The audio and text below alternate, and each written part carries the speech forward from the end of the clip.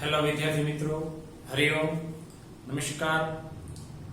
ધોરણ 12 કોમર્સ, વિષય વાણિજ્ય વ્યવસ્થા અને સંચાલન. વિદ્યાર્થી મિત્રો, આજે આપણે ધોરણ 12 ના વાણિજ્ય વ્યવસ્થા અને સંચાલન વિષયમાં અડધો અડધ જે અભ્યાસક્રમ છે પૂર્ણ કરીએ છીએ. આ પ્રશ્નની સાથે આપણા કુલ 7 પ્રકરણ પૂર્ણ થશે. એટલે કે સંચાલનનો જે સંપૂર્ણ પરિચય છે એ આ 7 પ્રકરણમાં આપણે પૂર્ણ કરીશું.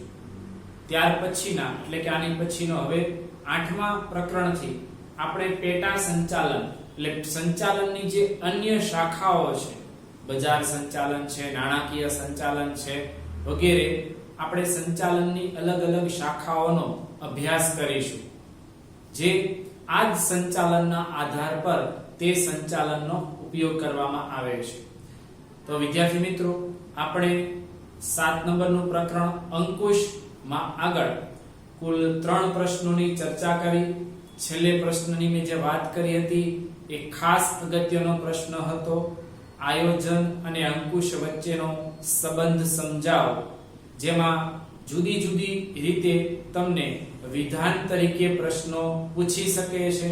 આયોજન અને અંકુશ વચ્ચેનો સંબંધ સમજાવો, આયોજન અંકુશ વચ્ચે પાતળી ભેદરેખા છે, અથવા તો આયોજન અને અંકુશ એક સિક્કાની બે બાજુ છે, અથવા તો આયોજન એ અંકુશનો જન્મદાતા છે વગેરે અનેક રીતે તમને એ વિધાન તરીકે પ્રશ્ન પૂછી શકે. પણ તમને મેં એ આગળના જે વિડીયોમાં વાત કરી એ મુજબ જ તમારે એક જ સરખો જવાબ તૈયાર કરવાનો છે, જેથી તમને 2 ગુણના પ્રશ્નોમાં લખવામાં અને વાંચવામાં સરળતા રહે. તો વિદ્યાર્થી મિત્રો, હવે આપણે ચેપ્ટર નંબર 7 માં છેલ્લો પ્રશ્ન છે અંકુશ પ્રક્રિયાના તબક્કા. કોઈ પણ ધંધાદારી એકમ ની અંદર અંકુશ ની પ્રક્રિયા કેવી રીતે ચાલે? દરેક ધંધાદારી એકમ અલગ અલગ પ્રકારનું હોય. કેટલાક એકમો નાના હોય, કેટલાક એકમો મધ્યમ કદના હોય, કેટલાક એકમો મોટા કદના હોય, વિશાળકાય મહાકાય એકમો હોય. દરેક પ્રકારના એકમોની અંદર અંકુશની જરૂર તો પડે જ. તો એ દરેક એકમો આ અંકુશની પ્રક્રિયા કેવી રીતે અમલમાં મૂકે એ માટેના અહીં આપણને તબક્કા આપેલા છે. આપણે આ તબક્કા શબ્દ આવે એટલે આગળ પણ તમને મેં કીધું હતું કે તબક્કા કે પ્રક્રિયા કે કાર્યક્રમ કે વિધિ, આ 4 માંથી કોઈ પણ શબ્દ આવે તો આપણે એના મુદ્દાનો ક્રમ જાળવવાનો છે. જો આનો ક્રમ જળવાશે તો જ એ પ્રક્રિયા, વિધિ કે તબક્કા સાચા ગણાય છે. તો આપણે આપણા ધંધામાં અંકુશની પ્રક્રિયા કેવી રીતે કરી શકીએ તેની ચર્ચા કરી. અંકુશ એ સર્વવ્યાપી છે અને એ સતત પ્રક્રિયા છે. દરેક એકમની આગવી વિશિષ્ટતા હોય છે. તેથી અંકુશ રાખવા માટેની પ્રક્રિયા બધા એકમો માટે એક સરખી હોઈ શકે નહીં. અંકુશ એ સર્વવ્યાપી છે અને સતત પ્રક્રિયા છે. એટલે દરેક ધંધાને અંકુશની જરૂર તો પડે છે, પણ દરેક ધંધો જે પોતાની આગવી વિશિષ્ટતા ધરાવતો હોય, એટલે બધા જ ધંધાકીય એકમોમાં એક સરખી પ્રક્રિયા બંધ બેસતી નથી. છતાં અંકુશ રાખવાની પ્રક્રિયાના કેટલાક તબક્કા, જે સામાન્ય તબક્કા કહેવાય, જે દરેક ધંધાદારી એકમો એ તબક્કાઓને અમલમાં મૂકી શકે છે, એવા તબક્કાઓને આપણે નીચે સમજૂતી પૂરી પાડી છે કે જે આ તબક્કા દરેક ધંધાદારી એકમો ઉપયોગમાં લઈ શકે છે. એટલે અંકુશ રાખવાની પ્રક્રિયાના કેટલાક તબક્કા સામાન્ય રીતે દરેક ધંધાદારી એકમોમાં જોવા મળે છે. એ તબક્કાઓ અહીંયા તમને 5 તબક્કામાં દેખાય છે. સૌથી પહેલું છે ધોરણોની સ્થાપના કરવાની. બીજું માહિતીનું સંપાદન કરવાનું. ત્રીજું કામગીરીનું માપન કરવાનું. ચોથું થયેલી કામગીરીની સ્થાપિત ધોરણો એટલે અહીંયા જે ધોરણોની સ્થાપના કરી હોય એની સાથે સરખામણી કરવી અને તેના આધારે જો તફાવત જણાય તો કયા પગલા ભરવાના? સુધારાલક્ષી પગલા ભરવાના. એટલે આ બાબતો ક્રમ અનુસાર જ ચલાવવામાં આવશે. તો આપણે એક પછી એક દરેક તબક્કાની ચર્ચા અને વિચારણા કરીએ. નંબર 1, ધોરણોની સ્થાપના. ધોરણો એટલે શું? તો સામાન્ય રીતે તો એવું કહી શકાય કે કાયદા દ્વારા પ્રમાણિત નક્કી કરેલું કામગીરીનું નિશ્ચિત સ્તર. કાયદા દ્વારા પ્રમાણિત કરેલ કામગીરીનું નિશ્ચિત સ્તર એને ધોરણ કહેવાય. એટલે કે દરેક ધંધાદારી એકમ પોતાના ધંધાની અંદર એક વર્ષના અંતે તેને શું પ્રાપ્ત કરવું છે એ અગાઉથી જ નક્કી કરે છે. એનું એક ટાર્ગેટ બનાવે છે, એને ધોરણો કહેવાય. દાખલા તરીકે કોઈ ધંધાદારી એકમ એવું વિચારે કે મારે આ વર્ષમાં 1000 એકમોનું વેચાણ કરવું જ છે, તો એ 1000 નું વેચાણ એનું ધોરણ બન્યું છે. હવે એ સામે દર મહિને જે કામ થતું જાય છે તો એ પ્રમાણે એના એ કામગીરીને આધારે વર્ષની અંતે એના 1000 એકમો વેચાશે ખરા એ બાબતમાં એનો અભ્યાસ કરવામાં આવે. એટલે પહેલા ધોરણોની સ્થાપના કરવામાં આવે. ધંધાકીય એકમોમાં ધોરણોની સ્થાપના કરવાનું કામ મોટા ભાગે સંચાલકો કે માલિકો કરતા હોય છે. કેમ કે એ ધોરણો સ્થાપવા ધંધાની વર્તમાન પરિસ્થિતિ, ધંધાની કાર્યક્ષમતા, ધંધા પાસે મૂડીની ક્ષમતા, ધંધા પાસે કર્મચારીઓની ઉપલબ્ધિ વગેરે બાબતોને વિચારીને અને સૌથી અગત્યની વસ્તુ પોતાની પાસે કેવડું બજાર છે તેના આધારે તે આ ધોરણો નક્કી કરી શકે છે. અંકુશની પ્રક્રિયાની શરૂઆત ધોરણોની સ્થાપના કરવાથી થાય છે. ધોરણો કે પ્રમાણ એક પ્રકારના માપદંડો છે જેની સાથે થયેલ કામગીરીને સરખાવી એનું મૂલ્યાંકન કરવામાં આવે છે. એટલે તમે જે ધોરણો નક્કી કરો છો એ પ્રમાણો છે અથવા એ માપદંડ છે.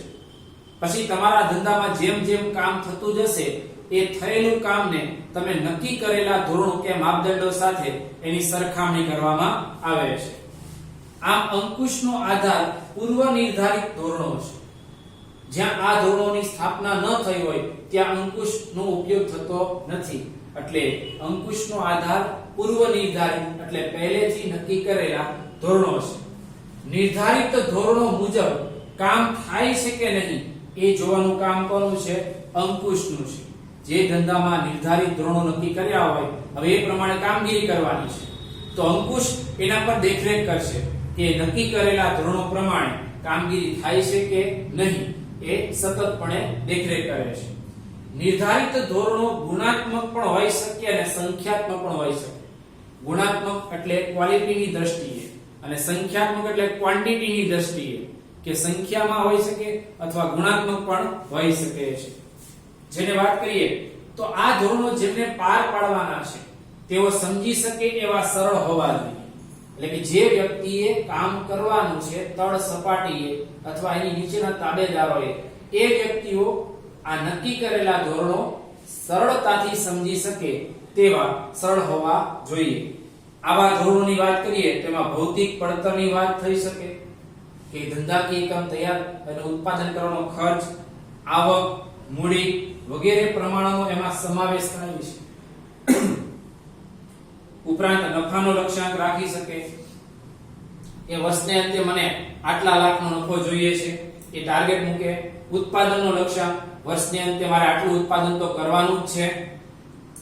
ખર્ચનો લક્ષ્યાંક કે વર્ષને અંતે આટલો જ ખર્ચ થવો જોઈએ, આનાથી વધારે ખર્ચ થવો જોઈએ નહીં, વગેરે જેવા લક્ષ્યાંકો હોઈ શકે. આવા લક્ષ્યાંકો ટૂંકા ગાળા કે લાંબા ગાળા માટે તૈયાર કરવામાં આવે. ટૂંકા ગાળા હોય તો 2 મહિના 3 મહિના અથવા મહિનાની દ્રષ્ટિએ પણ એ લક્ષ્યાંક નક્કી કરી શકાય અને વાર્ષિક ધોરણે એટલે લાંબા ગાળા માટે પણ આવા લક્ષ્યાંકો નક્કી કરી શકે છે. ધોરણોની પસંદગી ઉચ્ચ સપાટીએ થાય છે. ઉચ્ચ સપાટી એટલે BOD, GM, MD અને CEO જે બોર્ડ ઓફ ડિરેક્ટર્સ નું સંચાલક મંડળ છે ત્યાંથી આ ધોરણો પસંદ કરવામાં આવે. આ લક્ષ્યાંકો કર્મચારીઓને સમજાવવા જરૂરી છે. જે લક્ષ્યાંકો સંચાલકોએ નક્કી કર્યા છે એ કર્મચારીઓને સમજાવવામાં આવે છે કારણ કે એ જ કર્મચારીઓએ તેનો અમલ કરવાનો છે. કામદારો લક્ષ્યાંકો પરથી એમની કામગીરીનું આયોજન મેળવે છે. એટલે કે જે પ્રમાણે ઉચ્ચ સંચાલકો એને લક્ષ્યાંકો આપશે એ મુજબ પોતાના કામનું તે આયોજન વિચારી શકે છે અને આ ધોરણો જાળવવાના એ કર્મચારીઓ સતત શું કરે છે? પ્રયત્ન કરે છે. એટલે સૌથી પહેલું કામ ધંધાકીય એકમમાં સંચાલકો દ્વારા જ્યારે ધોરણોની સ્થાપના થાય, ધોરણો નક્કી થાય, લક્ષ્યાંકો કે માપદંડો નક્કી થાય, ત્યાર પછી અંકુશ એનું કામ કરવાની શરૂઆત કરશે. પણ તે અંકુશનું કામ તો જ શક્ય બને કે જે ધોરણો કે જે માપદંડો ધંધાએ નક્કી કર્યા છે એ એકમના દરેક કર્મચારી સુધી તેની જાણકારી પહોંચવી જોઈએ. દરેક કર્મચારી તેનાથી જાણકાર પણ હોવો જોઈએ અને તે સમજી પણ શકતો હોવો જોઈએ. તો જ એ મુજબ ધોરણોનો તે અમલ કરશે અને તે પ્રમાણે કામગીરી આગળ વધે છે. એટલે પહેલું કામ આ ધોરણો નક્કી થાય ત્યાર પછી નંબર 2 નું કાર્ય આવશે માહિતી સંપાદન કરવી. માહિતી સંપાદન કરવી એટલે શું? તો આપણે જે ધોરણો નક્કી કર્યા છે એની ખરાઈ કરવી કે ખરેખર આપણા ધોરણો આપણી કાર્યક્ષમતા કરતા ઊંચા તો નથી ને? જો એવું હશે તો એને મહત્વકાંક્ષી ધોરણો કહેવાય. કેવા ધોરણો કહેવાય? મહત્વકાંક્ષી. એ ક્યારેય સિદ્ધ થઈ શકતા નથી. એટલે એના લગતી માહિતી મેળવવામાં આવે, માહિતીનું સંપાદન કરવામાં આવે, જેથી પુષ્ટિ કરી શકાય કે આપણા જે ધોરણો નક્કી થયા છે એ બરાબર જ છે. આ તબક્કામાં થયેલું કાર્ય અને વાસ્તવિક પરિસ્થિતિ અંગે માહિતીનું સંપાદન કરવામાં આવે છે. માહિતી સંપાદન અંગત નિરીક્ષણ, મૌખિક અને લેખિત અહેવાલ દ્વારા મેળવવામાં આવશે કે જે મુજબ આપણે અહીંયા લક્ષ્યાંકો કે ધોરણો નક્કી કર્યા છે એ મુજબ આપણે કામગીરી કરવાની છે. તો એને લગતી માહિતીનું દેખરેખ કરવું, જે અંગત રીતે દેખરેખ થશે એટલે નિરીક્ષણ, અને લેખિત કે મૌખિક અહેવાલ તૈયાર કરવામાં આવશે કે જેથી કરીને આપણને ખબર પડે કે આપણા ધોરણોમાં આપણે ફેરફાર કરવા પડશે કે ફેરફાર નહીં કરવા પડે, અથવા આપણા ધોરણો બરાબર છે કે મહત્વકાંક્ષી છે કે નીચા ધોરણો રહ્યા છે. એ માહિતી સંપાદન દ્વારા આપણે નક્કી કરી શકીએ. ત્યાર પછી માહિતીનું સંપાદન થયા બાદ નંબર આવે 3. માહિતીના સંપાદન બાદ કામગીરીનું માપન કરવાનું છે. માહિતી સંપાદન થઈ જાય એટલે કર્મચારીઓને કામ સોંપી દેવામાં આવ્યું હોય, કર્મચારીઓ કામ કરવા લાગ્યા હોય, એના પર સતત દેખરેખ ચાલુ હોય. હવે જે કર્મચારીઓ એ સતતપણે કામ કરે છે તે આપણા ધોરણો પ્રમાણે કામ કરે છે કે નહીં એ બાબતોને જાણવા માટે જે કામ થઈ રહ્યું છે એ કામગીરીનું શું કરવું પડે? માપન કરવું પડે. એકમની અંદર કામ કરતા દરેક કર્મચારીઓ કેટલું કામ કરે છે, કેવી રીતે કામ કરે છે, કેવું કામ કર્યું વગેરે કામગીરીનું ત્યાં માપન કરવામાં આવશે. એનો ત્રીજો તબક્કો પૂર્વ નિર્ધારિત ધોરણો પ્રમાણે જે આપણે નંબર 1 માં નક્કી કર્યા એ પ્રમાણે જ કામ થાય છે કે નહીં તે જાણવા માટે થયેલા કાર્યોનું માપન જરૂરી છે. કે આપણે જે ધોરણો નક્કી કર્યા છે એ મુજબ જ કામગીરી ચાલે છે કે નહીં એ ચેક કરવા માટે સતત એના પર અંકુશ રાખવું પડે. કારણ કે અંકુશ એક એવી પ્રક્રિયા છે, સતત પ્રક્રિયા છે. આ પ્રકારનું માપન પણ સંખ્યાત્મક કે ગુણાત્મક હોઈ શકે, કે આંકડાઓમાં કે ક્વોન્ટિટીમાં કે ગુણાત્મક કે ગુણમાં એને દર્શાવી શકાય છે કે આ પ્રકારનું કામ આટલું વધારે થાય છે, આટલું ઓછું થાય છે, આ ક્વોલિટીમાં આટલી ક્વોલિટી ઘટે છે, આટલી ક્વોલિટી વધારે છે વગેરે બાબતો એના આધારે એનું માપન કરવામાં આવે. નંબર 1 ધોરણોની સ્થાપના કરવી, ત્યારબાદ એનું માહિતીનું સંપાદન કરવાનું, માહિતીનું સંપાદન થાય પછી કામગીરીનું માપન કરવાનું. કામગીરીનું માપન થઈ જાય તો આપણી પાસે થયેલું કામ પણ છે અને નક્કી કરેલા ધોરણો પણ છે. તો એના આધારે નંબર 4 થયેલી કામગીરી ધોરણો સાથે શું કરવાની? સરખામણી. એક તરફ તમારી પાસે તૈયાર ધોરણો પડેલા છે કે આટલું આપણે કામ કરવાનું હતું, આ મહિને આટલું કામ કરવાનું હતું, આ વર્ષે આટલું કામ થવાનું હતું. તો એની સામે 1 મહિને કેટલું કામ થયું છે, 2 મહિને કેટલું કામ થયું છે, 3 મહિને કેટલું કામ થયું છે, એ બંનેની સરખામણી કરવામાં આવે. એટલે કે ધોરણો અને થયેલું કામ બેની તુલના કરવામાં આવશે. અંકુશના આ તબક્કામાં ખરેખર થયેલી કામગીરી કે કાર્યની માહિતી એકત્ર કર્યા પછી અહીંથી જે માહિતી એકત્ર કર્યા તેને સ્થાપિત ધોરણો એટલે નંબર 1 સાથે સરખાવવામાં આવે છે. આ સરખામણી કરવાથી કેટલા પ્રમાણો સિદ્ધ થયા છે એટલે કે કેટલી રીતે કેટલા પ્રમાણમાં એ ધોરણો પ્રમાણે કામગીરી થાય છે અને કેટલા પ્રમાણમાં આપણા સિદ્ધ થયા નથી એટલે કે કેટલા પ્રમાણમાં એ કામ એ મુજબ થતું નથી એની સ્પષ્ટતા કરી શકાય. ટૂંકમાં આવી સરખામણી કરવાથી આપણે એ જાણી શકીએ કે ધોરણો મુજબ આપણું કામ ચાલે છે કે એમાં થોડો ઘણો ફેરફારથી કામ ચાલે છે વગેરે બાબતો આપણે જાણી શકીએ. અને જો આપણને આ માહિતી મળશે ને તો જ આપણે એમાં શું સુધારો કરવો, એમાં કયા ફેરફારો કરવા, શું ચેન્જીસ લાવવું તે નક્કી કરી શકીએ. એટલે જે કામ થયું છે એની સ્થાપિત ધોરણો સાથે સરખામણી થશે અને તેના આધારે આપણે એમાં જે કંઈ પણ તફાવત રહેતો હશે કે જે વિચલનો હશે એના આધારે આપણે તેમાં સુધારાલક્ષી પગલાઓ ભરીશું. તો એ ધોરણો થયેલું કામ અને ધોરણોની સરખામણી કરવાથી આપણને જે તફાવત મળશે, વિચલન મળશે, એ વિચલનોને દૂર કરવા સુધારાલક્ષી પગલા લેવામાં આવશે. હવે આ વિચલનો અલગ અલગ પ્રકારના હોઈ શકે. આપણે એની ચર્ચા કરીએ તો સુધારાલક્ષી પગલા એ અંકુશ પ્રક્રિયાનો છેલ્લો તબક્કો છે. આ પાંચમો તબક્કો એ કેવો છે? છેલ્લો તબક્કો છે, જેમાં કાર્યનું મૂલ્યાંકન કરીને સ્થાપિત ધોરણો સાથે સરખામણી કરવામાં આવે છે. એટલે થયેલું કામ અને નક્કી કરેલું કામ બેયની સરખામણી થશે અને બેયના એ સરખામણીમાં આપણને શું મળશે? વિચલનો જણાય છે અથવા તો હોય વિચલન જણાય તો તે દૂર કરવા સુધારાલક્ષી પગલા નંબર 5 માં લેવાશે. આ માટે નીચે દર્શાવેલા 3 પૈકી કોઈ પણ તબક્કાનો ઉપયોગ આપણે કરી શકીએ. સુધારાલક્ષી પગલા ક્યારે લેવા પડે? જ્યારે શું જણાય? વિચલન. વિચલન એટલે તફાવત. તફાવત કેટલા કારણો હોઈ શકે? 3. ભૂલો, ખામીઓ, ત્રુટીઓ. ભૂલો હોય તો કર્મચારી, ખામીઓ હોય તો યંત્રો, ત્રુટીઓ હોય તો પદ્ધતિઓ. આ 3 માંથી કોઈ પણ રીતે બાબતોમાં ખામી હશે, મુશ્કેલી હશે તો શું સર્જાશે? વિચલનો. તો એવા વિચલનો કે તફાવતોને દૂર કરવા માટે આપણી સામે 3 પ્રકારના પગલાઓ ભરેલા છે. એ 3 પ્રકારના પગલાઓને આપણે વિસ્તૃત રીતે સમજીએ તો નંબર 1, પરિસ્થિતિમાં ફેરફાર ન કરો. ક્યારે પરિસ્થિતિમાં ફેરફાર ન કરવા જોઈએ? તો અહીંયા ધ્યાનથી સમજો વિદ્યાર્થી મિત્રો. તમે નક્કી કર્યું છે મહિનાના 100 એકમો તૈયાર કરવા. આ તમારું શું છે? તો કે ધોરણો છે, નક્કી કરેલા ધોરણો. અને કામ થયું 99 એકમ. આ છે કામગીરી એટલે કે થયેલું કામ. હવે બેયની વચ્ચે તફાવત કેટલો આવ્યો? 1 નો.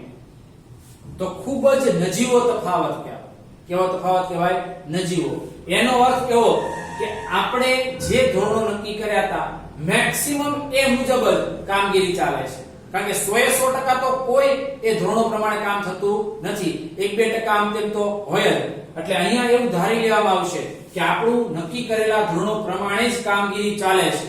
તો આ પરિસ્થિતિમાં અહીંયા કોઈ ફેરફાર કરવાની જરૂર જણાતી નથી. તો પરિસ્થિતિમાં કોઈ ફેરફાર કરવામાં આવશે નહીં. ક્યારે?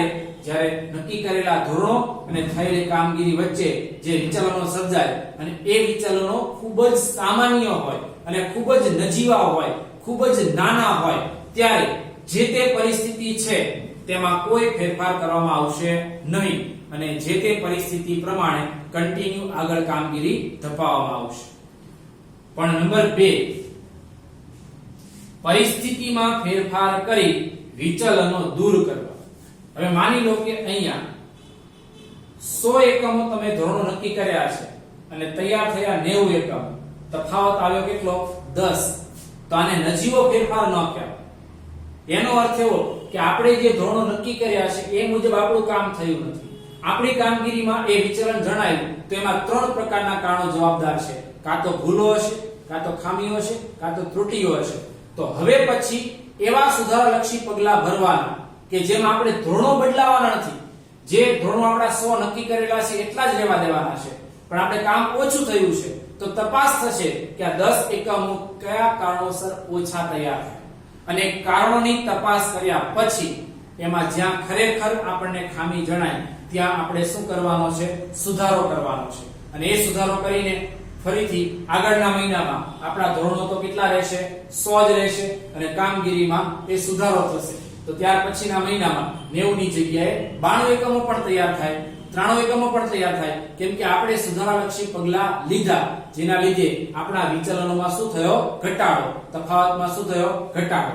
એટલે નંબર 2, પરિસ્થિતિમાં જ ફેરફાર કરવામાં આવશે, ધોરણોના કોઈ ફેરફાર કરવામાં આવતો નથી. અને 3 નંબર 3 ની વાત કરીએ તો ધોરણોમાં ફેરફાર કરી નવા ધોરણો સ્થાપવા. આવું વિદ્યાર્થી મિત્રો ક્યારે કરવું પડે? નવા ધોરણો સ્થાપવાની જરૂર ક્યારે પડે? કે માની લો કે 100 એકમોની ધોરણો નક્કી કર્યા છે અને 75 એકમો તૈયાર થયા. એનો અર્થ એવો, કામ થયું 75 નું, નક્કી કર્યું તો 100, તફાવત કેટલો આવ્યો? 25, એટલે વિચલન 25 આવ્યું. તો આવી પરિસ્થિતિમાં આપણા ધોરણો અને થયેલી કામગીરી વચ્ચે બહુ મોટો તફાવત છે. તો એવા સંજોગોમાં એલર્ટ થઈ જવાનું કે આપણા ધોરણો કદાચ આપણે આપણી અપેક્ષા કરતા કેવા રાખ્યા છે? ઘણા વધારે, અથવા આપણી ક્ષમતા કરતા એ અપેક્ષા કેવી રાખી છે? વધારે, જેથી કરીને આપણે એ ધોરણોને પ્રાપ્ત કરી શક્યા નહીં. આવા સંજોગોમાં જો આપણા ધોરણો ખૂબ ઊંચા જણાતા હોય તો એ ધોરણોમાં ફેરફાર કરી નવા ધોરણો સ્થાપવામાં આવશે. નવું ધોરણ જે થયેલી કામગીરી હશે એટલું જ નક્કી કરી દેવામાં આવે છે. આવું ખાલી ઓછું કામ થાય ત્યારે જ નહીં, પણ ધારો કે 100 એકમોની ધોરણો નક્કી કર્યા હતા અને તૈયાર થયા 125 એકમ, એટલે આપણા ધોરણો કરતા આપણે કામ બહુ વધારે કરી નાખ્યું. તો એનો અર્થ એવો કે નક્કી કરેલા ધોરણો આપણી ક્ષમતા કરતા કેવા રાખ્યા હતા? આપણે નીચા રાખ્યા હતા. ત્યારે પણ તમે એ જૂના ધોરણોને બદલાવીને નવા ધોરણો એમાં ઉમેરી શકો છો. આમ આ રીતે 3 સુધારાલક્ષી પગલા લઈ શકાય છે.